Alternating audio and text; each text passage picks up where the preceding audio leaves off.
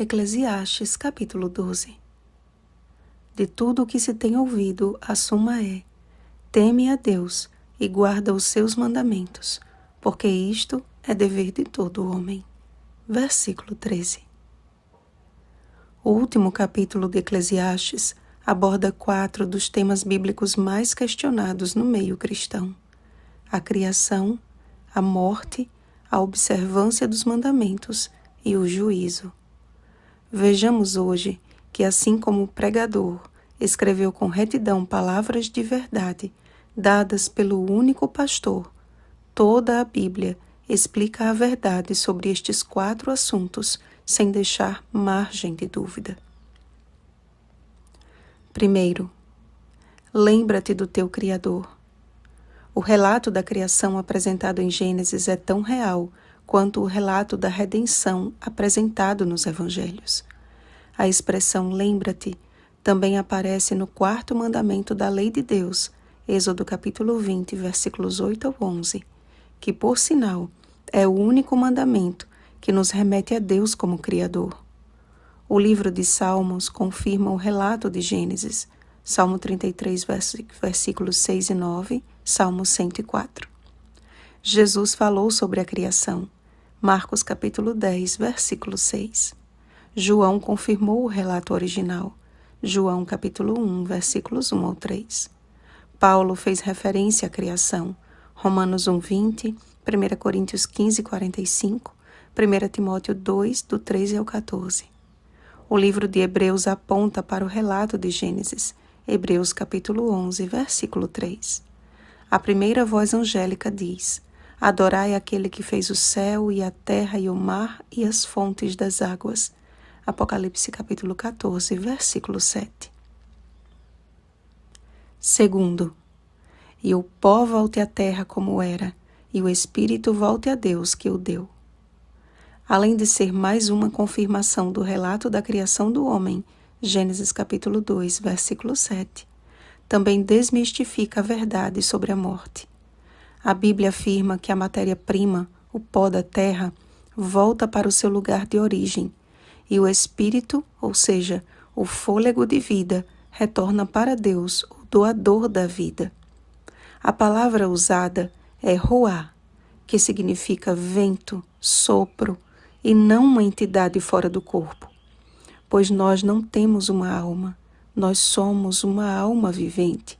Gênesis capítulo 2, versículo 7, Ezequiel capítulo 18, versículo 4. A Bíblia também afirma que a morte é um sono, João capítulo 5, versículos 28 e 29, e que os mortos não sabem coisa alguma, Eclesiastes capítulo 9, versículos 5 e 6. O próprio Jesus comparou a morte com um sono, João capítulo 11, versículos 11 ao 14, e o apóstolo Paulo também, 1 Tessalonicenses capítulo 4, versículos 13 e 14.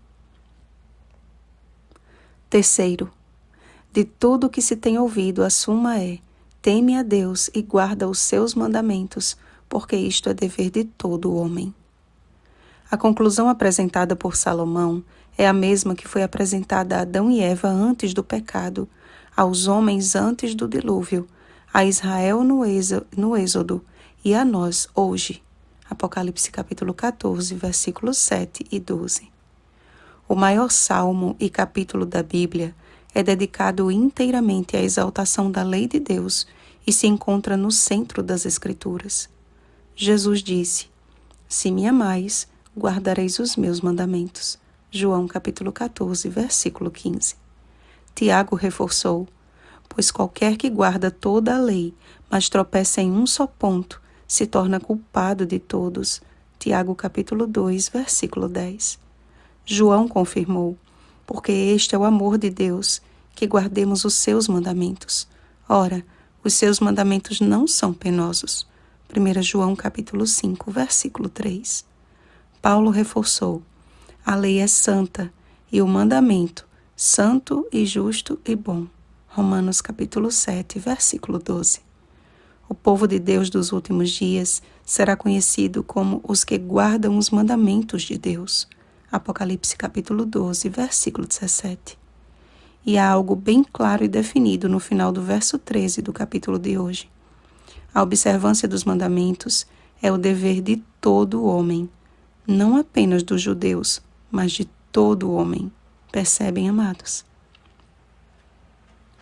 Quarto, porque Deus há de trazer a juízo todas as obras, até as que estão escondidas, quer sejam boas, quer sejam más. Chegará o dia em que todo ser humano terá de prestar contas ao justo juiz. Atos capítulo 17, versículo 31. Manifesta se tornará a obra de cada um. 1 Coríntios capítulo 3, versículo 13. E cada um será julgado com base na lei da liberdade. Tiago capítulo 2, versículo 12. Tiago chama os 10 mandamentos de lei da liberdade, lei sob a qual seremos todos julgados, e ainda reforça: mas aquele que considera atentamente na lei perfeita, lei da liberdade, e nela persevera, não sendo ouvinte negligente, mas operoso praticante, esse será bem-aventurado no que realizar. Tiago capítulo 1, versículo 25. Paulo afirmou em Romanos 13:10 que o cumprimento da lei é o amor. O apóstolo João escreveu: Nisto é em nós aperfeiçoado o amor, para que no dia do juízo mantenhamos confiança. 1 João capítulo 4, versículo 17. A lei de Deus, além de ser uma expressão do seu caráter e uma manifestação do seu amor, será a base legal de seu juízo. Amados, o Espírito Santo tem nos guiado a toda a verdade. João capítulo 16, versículo 13. A função da verdade é de nos libertar. João capítulo 8, versículo 32. E para a liberdade foi que Cristo nos libertou. Gálatas capítulo 5, versículo 1. A escravidão deste mundo destrói. A liberdade em Cristo nos salva e nos move a cumprirmos o nosso dever por amor. A obediência, portanto, é uma prova de amor ao Deus que nos criou e nos salvou. Senhor, a Tua palavra nos revela a Tua verdade, o Teu caráter. Que pelo poder do Teu Espírito a nossa obediência seja uma manifestação do Teu amor. Graças Te damos, Pai, pelo estudo abençoado de mais uma porção da Tua palavra. Em nome de Jesus. Amém. Vigiemos e oremos. Bom dia, livres em Jesus. Oremos pelo batismo do Espírito Santo. Oremos uns pelos outros. Rosana Garcia Barros.